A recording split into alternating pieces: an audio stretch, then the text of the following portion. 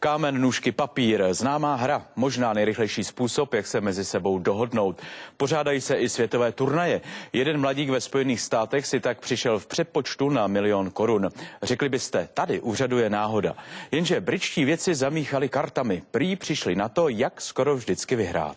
Kámen, nůžky, papír, tač. Hra, která už věčnost baví všechny věkové kategorie. Malé, velké, staré i mladé. Jsme hráli hlavně na táboře, když jsem tam jezdila jako instruktorka. Už dlouho jsem ji nehrála. Když si potřebujeme zjistit třeba někdo, kdo začíná v nějaké hře, tak prostě kámen, nůžky, papír. Podle britských vědců existuje zaručená metoda, jak skoro vždy vyhrát. Musíte soupeři koukat do očí, pak začít nůžkami. Dál už je to o psychologii. Já si myslím, že jako logická metoda neexistuje, že je to otázka intuice toho, kdo vítězí. Máte nějaký recept, jak ji vyhrát?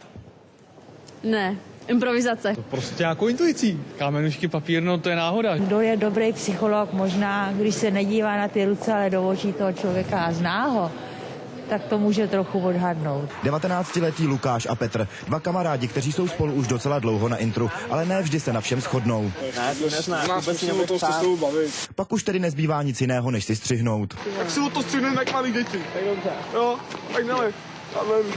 Já si myslím, že to, jestli ten člověk zvítězí nebo ne, že může být jednak otázka vědomé volby, ale spíš je to otázka podvědomého procesu. Hrou kámen, nůžky, papír si občas krátí dlouhou dobu například i sportovci na letišti. Možná, že by kámen, nůžky, papír mohli začít používat i naši zákonodárci. Třeba by se na některých věcech rychleji dohodli. Jitka Fárová a Jan Čtvrtečka, Televize Nova.